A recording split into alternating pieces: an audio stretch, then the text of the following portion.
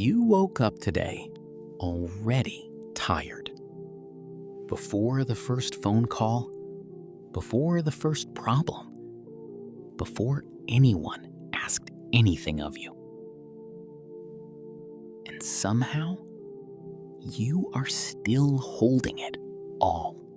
There's a kind of tired that sleep doesn't fix. You know the one, where you lie down at night and your body is still, but your mind is still working, still running the numbers, still replaying the conversations, still making lists of everything that might fall apart if you stop holding it together. And then Fajr comes, and you get up and you carry it all again. I want to ask you something, and I want you to answer it honestly, even if just to yourself. When did you start believing that if you let go, everything would collapse? Because that belief, that quiet, exhausting belief, is the thing we need to talk about today. In the very center of Ayatul Kursi, the greatest ayah in the entire Quran, Allah introduces himself with two names. Not 20, not a list. Two. Hayy, the ever-living, the one whose life has no beginning and no end. Qayyum, the self-sustaining, the one who holds all of existence in place, right now. Qayyum. The scholars say this name means the one upon whom everything depends and who depends on nothing. Right now, as you listen to this, Qayyum is holding every atom of your body in place. He is holding the air in your lungs. He is holding the beat of your heart. He is holding the orbit of the earth that keeps you from floating into darkness. He is holding all of that without effort, without fatigue, without a single moment of strain. His throne extends over the heavens and the earth, and their preservation tires him not. Surah Al-Baqarah 2.55. Preservation of the entire universe does not tire him. And you think he cannot hold your life? Now, let me bring in the first name. Hayy, the ever-living. This name does not just mean Allah lives. Everything that lives because of him. The moment he withdraws that gift of life, everything stops.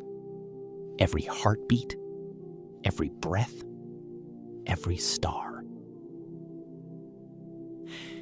But here is what moves me most about Hayy. It means he is always there. Not sometimes, not when you've earned it, not after you've fixed yourself. Always. I want to take you to a desert, thousands of years ago, to a woman named Hajar. May Allah be pleased with her.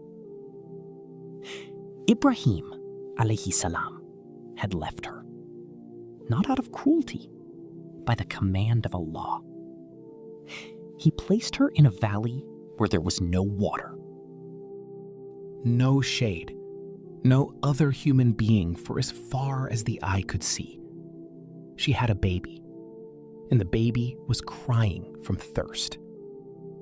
She ran between Safa and Marwa 7 times, looking for any sign of water, any caravan, any help, and found nothing.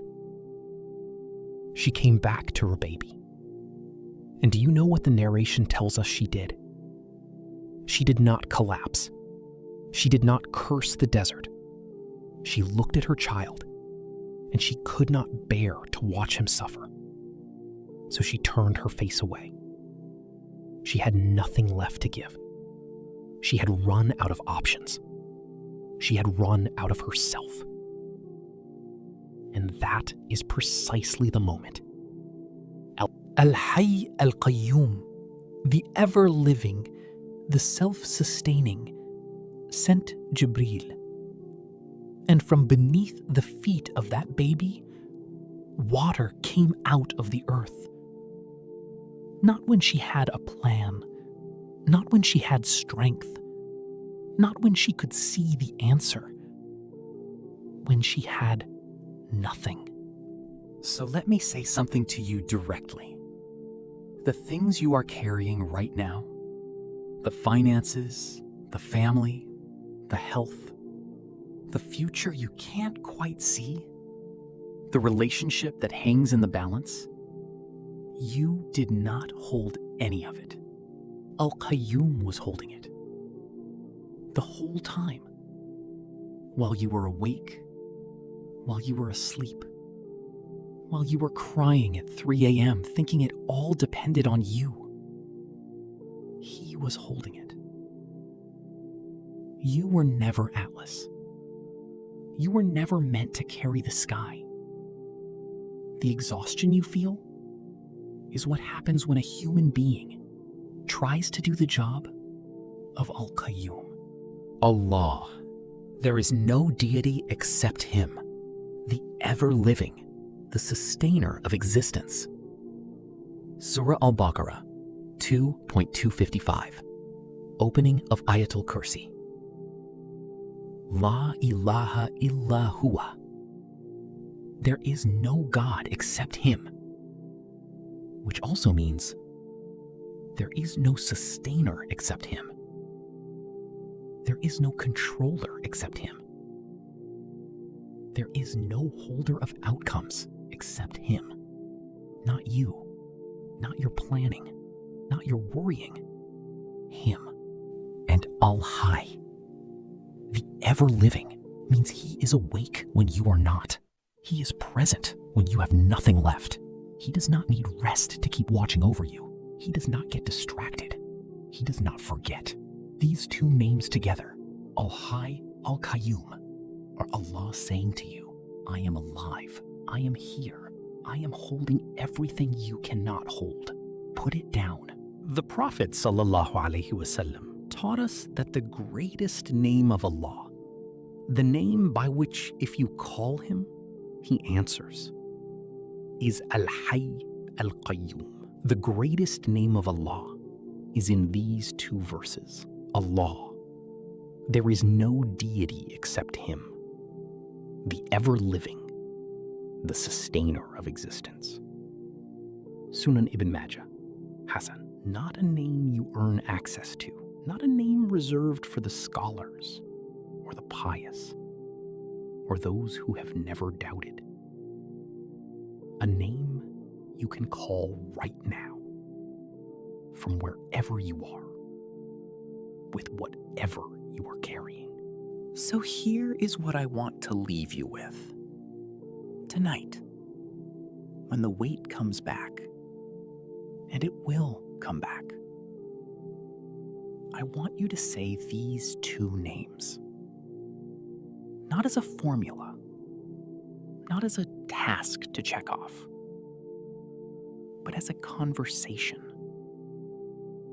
Say, Ya Hayy, Ya Qayyum,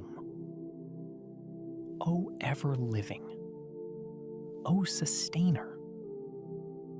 And then put it down. The worry, the plan you keep rewriting at midnight, the outcome you keep trying to control. Put it down. Not because it doesn't matter, but because Al-Qayyum is holding it. And He has never once dropped anything He holds. May Allah, Al-Hayy Al-Qayyum, carry what you cannot carry. May He be the rest your heart cannot find anywhere else. And may He make these two names the first thing on your lips when the night feels too long.